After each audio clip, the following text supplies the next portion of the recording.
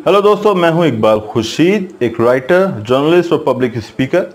और इस चैनल पे गुज़िश्ता वीडियो में हमने बात की थी कि किस तरह अगर हमारे पास पर्पस ना हो, अगर हम नहीं ये जानते हो कि हमें क्या चाहिए और हमारी मंजिल क्या है, तो हमारा एफर्ट, हमारी कोशिश, हमारी मेहनत, हमारी लगन सब रायगा जा सकता है। उस सिलसिले में हमने आपसे शेयर की थी एक स्टोरी, एक बुजुर्ग की स्टोरी, एक नौजवान की कहानी जो एक बुजुर्ग के पास जाता है और फिर बुजुर्ग उसे एक नसीहत करते हैं। वो वीडियो आप यहाँ देख सकते हैं, हम उसे शेयर करेंगे ताकि आप उसे भी देख लें। अब हम उसे एक स्टेप आगे बढ़ते हैं। मैंने गुज़िश्ता वीडियो में आपसे बात की थी कि कैसे आप अपने लाइफ का पर्पस समझ सकते हैं, जान सकते हैं, उसे हासिल कर सकते हैं।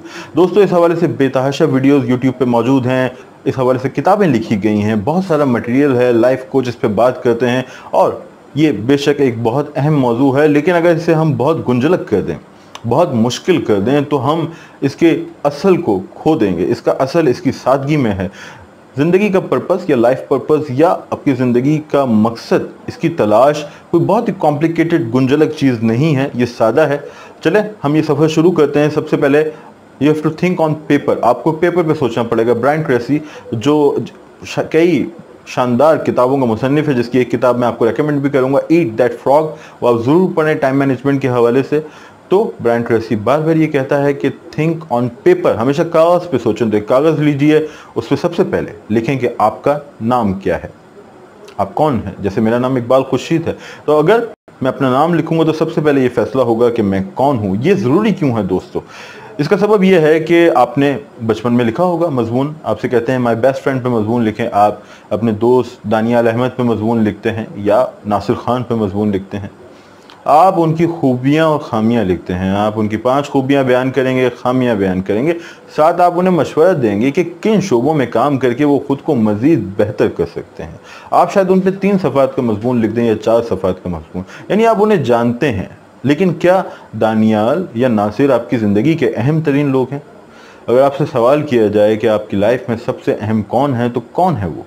क्या आपका पार्टनर या आपकी औलाद? मेरे ख्याल में जो सबसे अहम शख्स है, यकीनी तौर पे आपका जवाब भी यही होगा, वो आप खुद हैं।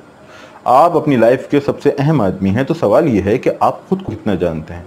अगर आप दानियाल पे, कायद आज़म पे, नासिर खान पे, जानशेर खान पे मजमून लिखते हैं 3 सफ़ात का, उनकी स्ट्रेंथ बयान करते हैं, उनके अचीवमेंट्स बयान करते हैं, उनकी शख्सियत पे बात करते हैं, तो सवाल यह है कि अगर आप सच्चे दिल के साथ अपने ऊपर, अपने बारे में एक मजमून लिखें, तो आप कितना लिख पाएंगे? दोस्तों, जब मैंने ये मशक की और खुले दिल के साथ जब मैंने लिखने की कोशिश की, तो जब मैं दानियाल पे 3 सफ़ात लिख सकता था, तो ख़ुद के बारे में मैं सिर्फ 3 पैराग्राफ ही लिख सका। और हमें एहसास ये होता है कि हम अपने दोस्त की तमाम खूबियों को जानते हैं, उसे सराहते भी हैं, लेकिन हम अपनी खूबियों को नहीं जानते और उन्हें सराहने का तो सवाल ही पैदा नहीं होता, चूँकि हम उनसे लाइल्म हैं। साथ ही जैसे हम अपने दोस्त की खामियों को जानते हैं और समझते हैं कि उसे खुद को पॉलिश करना चाहिए, इसके बरक्स हम अपनी खामियों से लाइल्म हैं, चूँकि हमने अपने आप को इस तनाजुर में देखा ही नहीं। हमें ये भी नहीं पता कि हम खुद को क्या मशवरा दें। हम हर शख्स को मशवरा दे सकते हैं, लेकिन हमारे पास अपने लिए कोई मशवरा नहीं है। तो बात यह है दोस्तों कि हम खुद को नहीं जानते। तो सबसे पहले खुद को जानिए, लिखिए कि आप कौन हैं, आपकी खूबियाँ क्या हैं, आपकी खामियाँ क्या हैं और किस तरह आप खुद को बेहतर कर सकते हैं। इस एक सवाल का जवाब तलाश करने में आपको 1 दिन भी लग सकता है, 2 दिन भी, 1 हफ्ता भी लग सकता है, लेकिन ये इतना अहम है कि आपको इसका जवाब इत्मीनान से तलाश करना चाहिए। अब आते हैं दूसरे सवाल की तरफ। दूसरा सवाल यह है कि आपकी अहम तरीन सलाहियत, काबिलियत या अछूती अहलियत क्या है? नेचर हर शख्स को एक ख़ास किस्म की काबिलियत देती है, औरों को भी देती है, लेकिन आप में वो काबिलियत ज़्यादा होगी। हो सकता है आप बहुत अच्छे राइटर हों, स्पीकर हों, सिंगर हों, डांसर हों, कुक हों, ड्राइवर हों।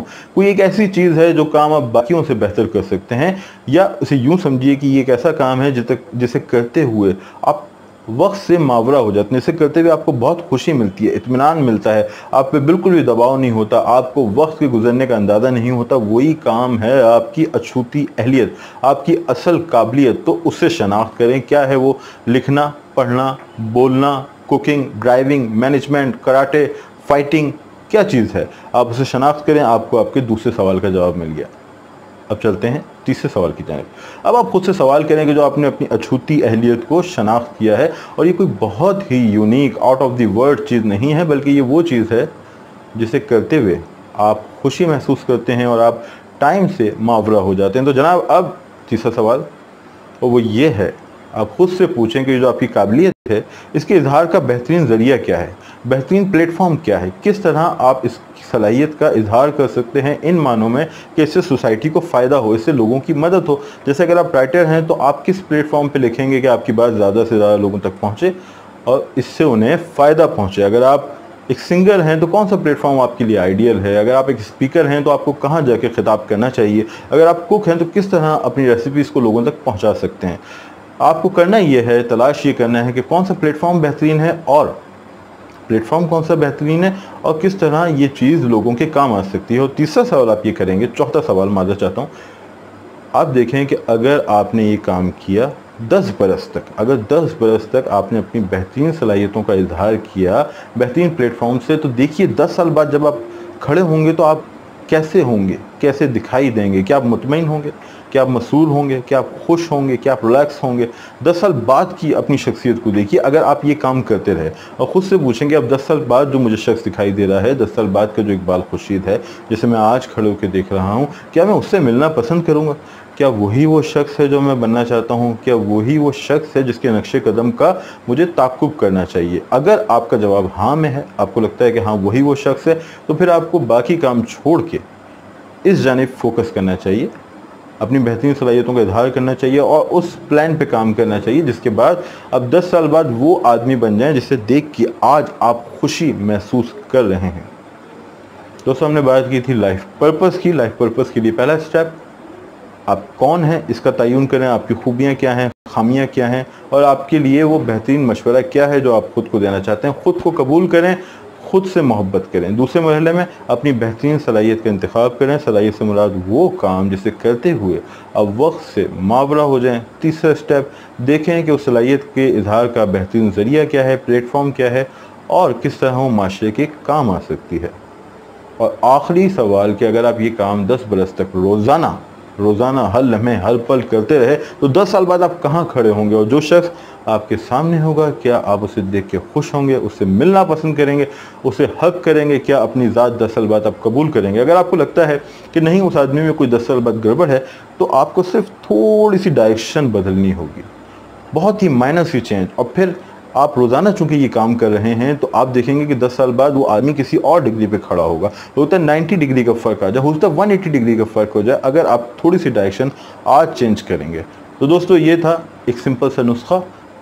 गुज़िश्ता वीडियो भी मौजूद है, आप उसे देख सकते हैं। और इस वीडियो को आपने कैसा पाया, क्या आप इन फार्मूलों को सूदमंद पाते हैं? दोस्तों से शेयर कीजिए, मुझे अपना फीडबैक दीजिए ताकि हम इस सिलसिले को मज़ीद बेहतर कर सकें। अगर आपने ये वीडियो देखी है तो काइंडली चैनल सब्सक्राइब करें, शेयर करें, बेल आइकन दबाएं। मैं आपके फीडबैक का इंतज़ार करूँगा। इकबाल खुर्शीद को दीजिए इजाज़त, फिर किसी वीडियो के साथ आपसे मुलाकात होगी।